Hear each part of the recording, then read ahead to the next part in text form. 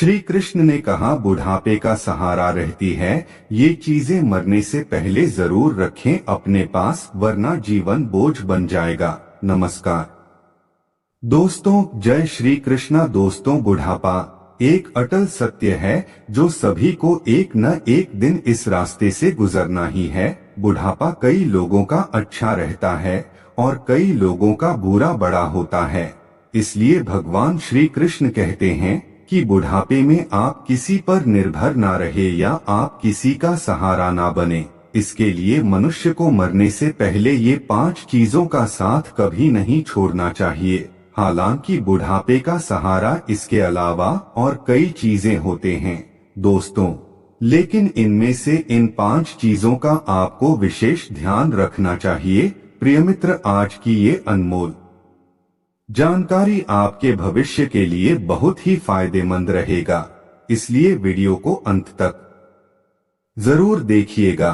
दोस्तों, वीडियो शुरू करने से पहले आप सभी से हाथ जोड़कर निवेदन है, वीडियो अगर पसंद आए तो प्लीज वीडियो को एक लाइक जरूर करें और कमेंट में जय श्री कृष्णा अवश्य लिखें। आइए जानते हैं। नंबर 1, धन का सहारा। अपनी सैलरी, संपत्ति या धन को संकटकाल के लिए बचाकर रखना और उसका अच्छे से संचालन करके उसको बढ़ाते रहना बहुत जरूरी है। आर्थिक इंडेक्स को नियमित चेक करना और अच्छे वित्तीय नियोजन का पालन करना बुढ़ापे में आर्थिक स्थिरता को बनाए रखने में मदद कर सकता है। धन की बचत सबसे जरूरी है, जिसे आपको समय रहते संचय करके रखना चाहिए। फालतू खर्च न करें और दिखावे के लिए बिल्कुल भी खर्च न करें। नंबर 2, सेहत सबसे बड़ा सहारा। आपकी सेहत बुढ़ापे में आपकी सबसे बड़ी दौलत होती है। भोजन में नियम नहीं जानना और कसरत नहीं करना आपके लिए घातक सिद्ध होने वाला है। हो सकता है कि वक्त के पहले ही आपकी तोंद निकल गई हो और बाल पक गए हों। वक्त के पहले ही आप थकने लगे हों और चेहरे की चमक चली गई हो। लेकिन आपको इन सब से क्या फर्क पड़ता है, क्योंकि आप एक गैर जिम्मेदार व्यक्ति हैं। सिर्फ रुपयों से ही घर चलाना चाहते हैं, लेकिन रुपया सारा अस्पताल में ही चला जाएगा, तब सेहत क्या होती है यह पता चलेगा। इसी के साथ ही मानसिक स्वास्थ्य भी बहुत जरूरी है। नंबर 3, खुद का साथ। बुढ़ापे में व्यक्ति असहाय और उपेक्षित महसूस करता है। उसका कारण उसका रोग और अहंकार होता है। उसे लगता है कि अब लोग मेरी नहीं सुनते और मेरी नहीं मानते हैं।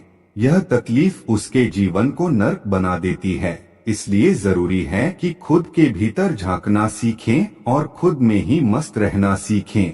खुद का ही साथ दें। मोबाइल, लैपटॉप, टीवी या व्यर्थ की बहस से दूर हो जाएं। अच्छे विचारों और प्रकृति के साथ रहें। नंबर 4, संतान के संस्कार। आपकी संतान आपका सहारा नहीं होती, बल्कि उसके परवरिश और उसके संस्कार आपका सहारा बनती है। यदि संतान को कोई संस्कार नहीं दिए हैं तो उससे सहयोग की अपेक्षा न करें। दोस्तों, ध्यान रहे, परवरिश ही वो बीज है जो आगे चलकर वृक्ष बनेगा और आपको छाया या फल देगा। साथ ही भगवान श्री कृष्ण कहते हैं, जीवन साथी के साथ आपके संबंध प्रेमपूर्ण होना चाहिए। उसका ध्यान रखना और उसका सम्मान करना जरूरी है। हर मौके पर उसका पक्ष लेना जरूरी है। इसलिए उसका निरादर किसी भी रूप में ना करें, किसी के भी सामने ना करें, क्योंकि अंत में वही आपके काम आने वाला या वाली है।